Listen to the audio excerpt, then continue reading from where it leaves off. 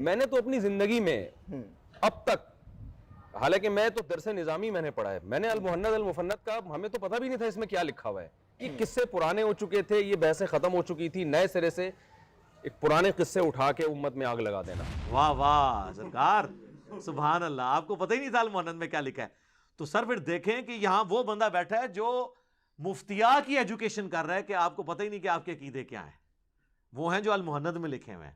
تو یہ جو ہمارے ہاں سلسلہ چل پڑا ہے نا کہ سارے غلط ہیں، یہ بھی میں نام نہیں لیتا، یعنی وہ بھی غلط، وہ بھی غلط، وہ بھی غلط، وہ بھی غلط، مجھے پتا ہے اسلام کا، اس کا مطلب یہ آدمی جائے گا، دو چار اس جیسے اور جائیں گے، باقی تو سارے اب تک غلط لوگ تھے، تو شاید جنت میں پھر دال چاول پکے ان کے لیے۔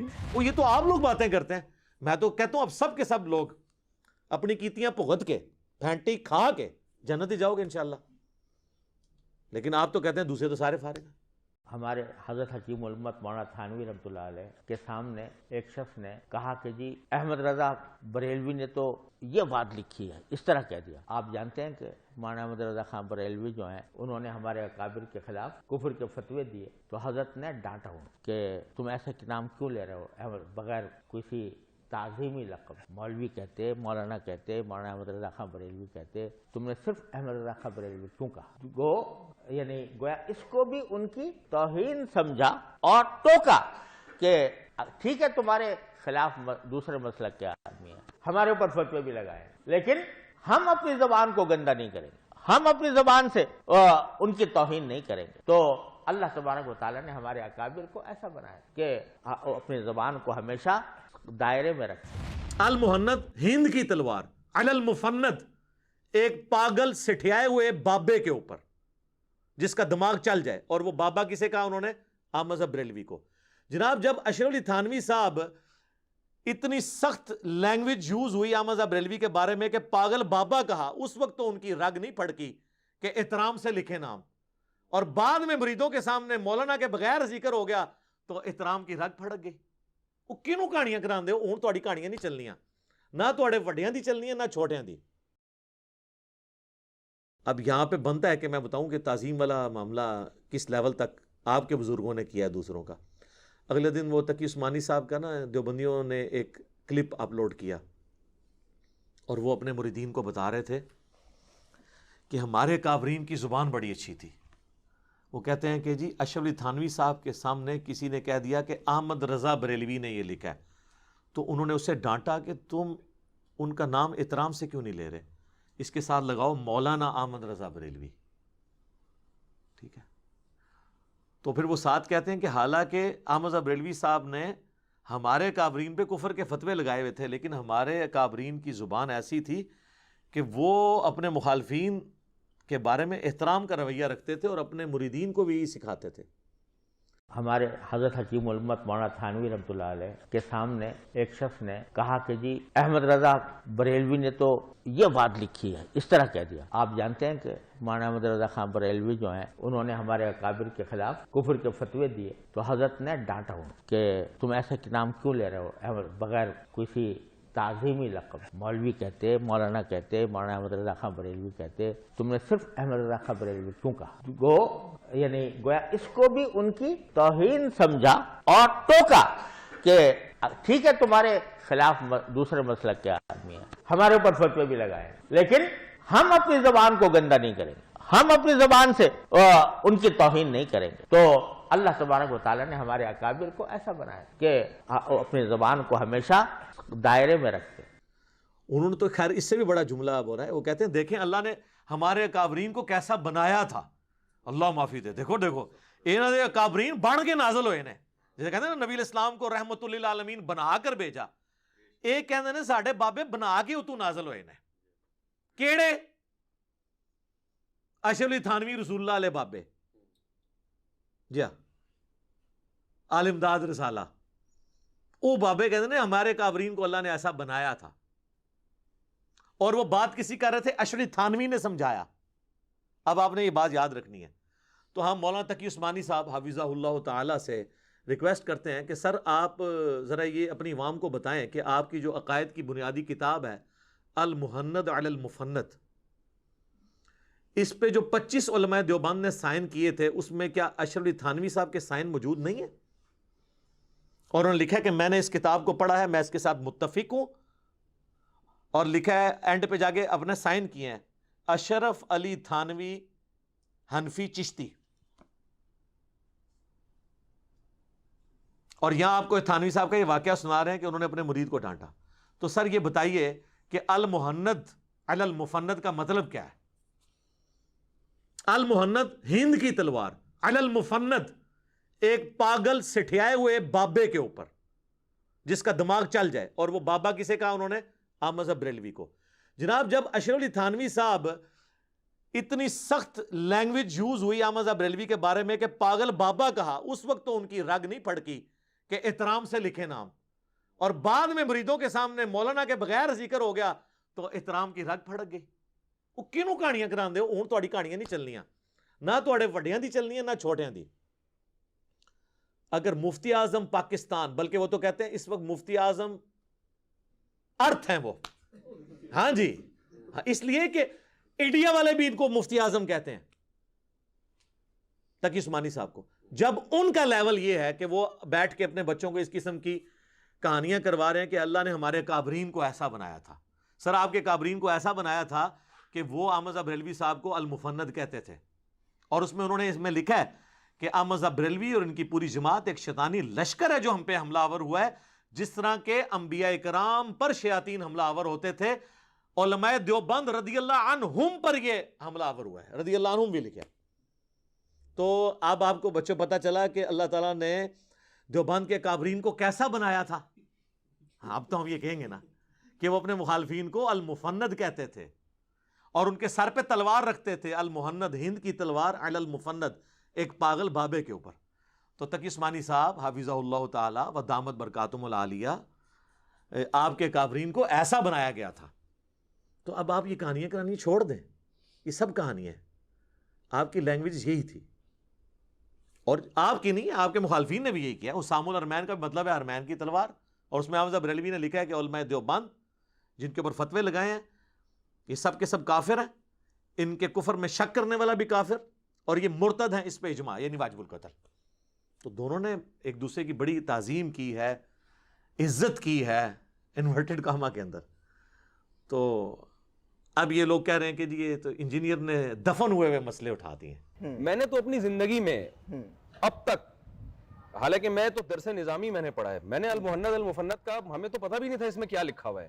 یہ قصے پرانے ہو چکے تھے, یہ بحثیں ختم ہو چکی تھی, نئے سرے سے ایک پرانے قصے اٹھا کے امت میں آگ لگا دینا. سر دفن نہیں ہوئے ہوئے تھے, دفن تو یہ تب ہوئے ہوتے کہ جب دیوبند اور بریلویوں کی مسجدیں ایک ہوتی. کیا دیوبندی دعوت اسلامی کی جماعت کے لوگوں کو اپنی مسجد میں آنے دیتے ہیں؟ اور کیا بریلوی تبلیغی جماعت کو اپنی مسجد میں آنے دیتے ہیں؟ تو پھر یہ کہنا کہ دفنائے ہوئے مسئلے انجینئر نے اٹھائے ہیں, تو ایسا تو نہیں, یہ دفن تو ہوئے ہی نہیں تھے, یہ دفن ہوئے نہیں سر, یہ لاشیں دفنانے کا وقت اب آیا ہے. یہ تو گل سڑ کے تعفن پھیلایا ہوا ہے پوری دنیا میں ان لاشوں نے. ہم انہیں ایک ایک کر کے ڈھونڈ ڈھونڈ کے دفنا رہے ہیں اللہ کے فضل سے, تاکہ ان کی بدبو ختم ہو. یہ دفنائے ہوئے مسئلے نہیں ہیں سر. اور اگر ان چیزوں کے بعد میں رزلٹ یہ نکالوں نا کہ آپ لوگ کافر ہیں, پھر تو آپ کہیں میں تو یہ ایسا رزلٹ نہیں نکالا, میں تو آپ کو مسلمان سمجھتا ہوں. آپ ایک دوسرے کو کافر سمجھتے تھے, آپ بھی سمجھتے ہیں. 1400 سال میں دین اسی کو سمجھ آیا, کیا یہی جنت میں جائے گا؟ تو یہ جو ہمارے یہاں سلسلہ چل پڑا ہے نا کہ سارے غلط ہیں, یہ بھی میں نام نہیں لیتا, یعنی وہ بھی غلط, وہ بھی غلط, وہ بھی غلط, وہ بھی غلط, مجھے پتا ہے اسلام کا. اس کا مطلب یہ آدمی جائے گا, 2-4 اس جیسے اور جائیں گے, باقی تو سارے اب تک غلط لوگ تھے. تو شاید جنت میں پھر دال چاول پکے ان کے لیے. وہ یہ تو آپ لوگ باتیں کرتے ہیں, میں تو کہتا ہوں اب سب کے سب لوگ اپنی کیتیاں بھگت کے پھینٹی کھا کے جنت ہی جاؤ گے انشاءاللہ. لیکن آپ تو کہتے ہیں دوسرے تو سارے فارغ ہیں. کہتے ہیں دیکھیں جی گندی مکھی جو ہے نا وہ گند پہ ہی بیٹھتی ہے جا کے. ٹھیک ہے جی, میں گندی مکھی ہوں, بس صرف اس کے ساتھ ایڈ کریں یہ گند پھیلایا کس نے تھا. آپ اپنے ہر جمعے کے خطبے میں کہا کریں کہ انجینئر وہ گندی مکھی ہے جو ہمارے بزرگوں کے گند پہ ہی جا کے بیٹھتی ہے. تو لوگ کہیں گے کہ شکر الحمدللہ ہمارے بزرگوں کا گند صاف کرنے والی کو مکھی تو آئی. اصل مجرم تو وہ ہیں جنہوں نے گند ڈالا تھا.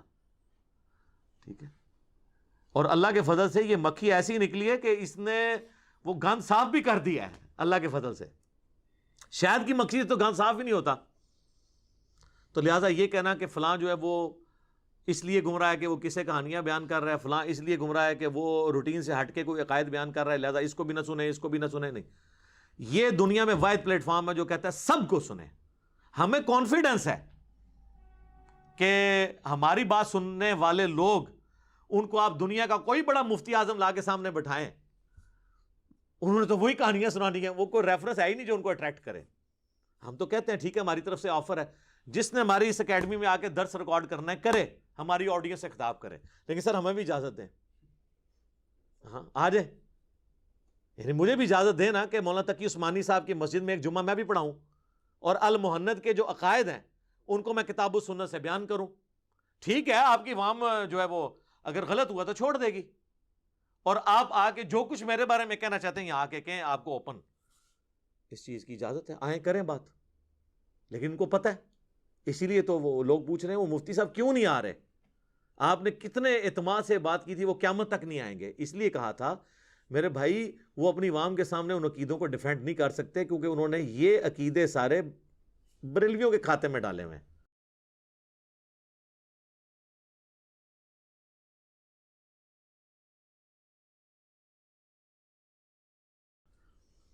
بلکہ ابھی تو اردو پوائنٹ کو جو مفتی صاحب نے انٹرویو ریکارڈ کروایا اس میں تو انہوں نے کہا کہ ہم تو درس نظامی کر کے مفتی بن کے فارغ ہو گئے، ہمیں تو پتہ ہی نہیں تھا کہ المحند میں کیا لکھا ہوا ہے. میں نے تو اپنی زندگی میں اب تک، حالانکہ میں تو درس نظامی میں نے پڑھا ہے، میں نے المحند المفند کا ہمیں تو پتہ بھی نہیں تھا اس میں کیا لکھا ہوا ہے. یہ قصے پرانے ہو چکے تھے، یہ بحثیں ختم ہو چکی تھی، نئے سرے سے ایک پرانے قصے اٹھا کے امت میں آگ لگا دینا. واہ واہ سرکار، سبحان اللہ، آپ کو پتہ ہی نہیں تھا المحند میں کیا لکھا ہے.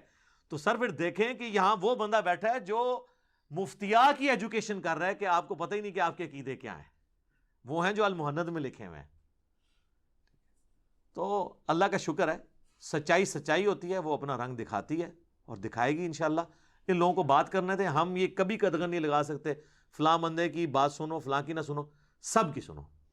میں تو کہتا ہوں تمام مکاتب فکر کو تبلیغ کرنے کی بھی اوپن اجازت ہونی چاہیے، اور مسجدیں بھی جو ہے نا یہ فری ہونا چاہیے.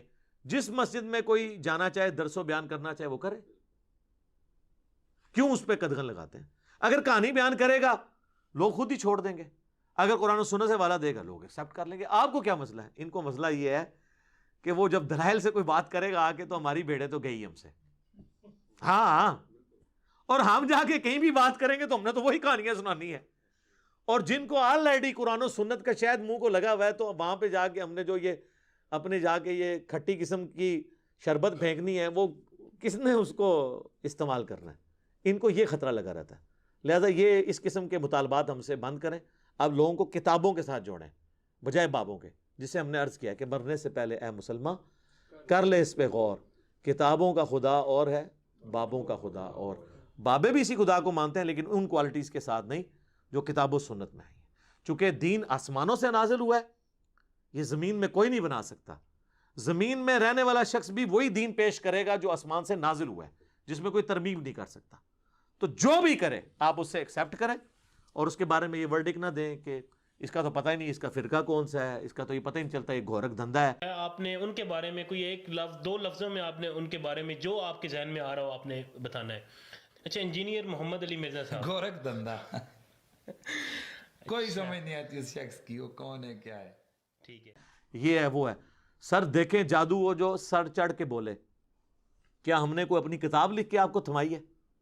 کتابیں وہی ہیں جو آپ کے مدارس میں پڑھائی جاتی ہیں. یہ 7 کتابیں ادھر میں نے رکھی ہیں، قرآن ملا کے 8، جنت کے 8 دروازوں کی نسبت سے، بخاری، مسلم، ابو داؤد، ترمذی، نسائی، ابن ماجہ، مشکات المصابیح، نوٹس، سب سے اوپر قرآن. اگر تو یہ کتابیں شروع سے تھیں اہل سنت کے ہاں اور میری بات اس میں نکل رہی ہے تو آپ اپنے آپ کو روئیں نا کہ آپ کی باتیں اس میں کیوں نہیں نکل رہی. میرا کیا قصور ہے؟ میرے ساتھ لڑنے کی ضرورت ہے؟ یہ تو ہماری ایک بلٹ پروف بلکہ مولوی پروف شیٹ ہے، اس طرف کوئی پہنچ ہی نہیں سکتا. ان کتابوں کو روندنا پڑے گا، اور یہ تو آپ روند سکتے ہی نہیں ہیں. ہاں نجی محفلوں میں ضرور روندتے ہیں، پبلک میں نہیں روند سکتے. پبلک میں روندیں گے تو لوگ پھر آپ کے ساتھ وہ اشر کریں گے جو آپ دوسروں کے ساتھ کرنے کی کوشش کرتے ہیں. تو اب ان کے پاس یہی ہے کہ یہ کتابیں کسی طریقے سے نا جی دنیا سے غائب ہو جائیں. اور لوگ، وہ میں نے بتایا نہیں، ایک ناکام عاشق کی طرح ایک مولوی نے جا کے وہ ایک ویڈیو بنائی ہے جنگل میں بیٹھ کے کہ کتنا اچھا وقت تھا، لوگ اپنے اپنے علماء کے پاس جاتے تھے، ان سے مسئلے پوچھتے تھے. پھر انجینئر آ گیا.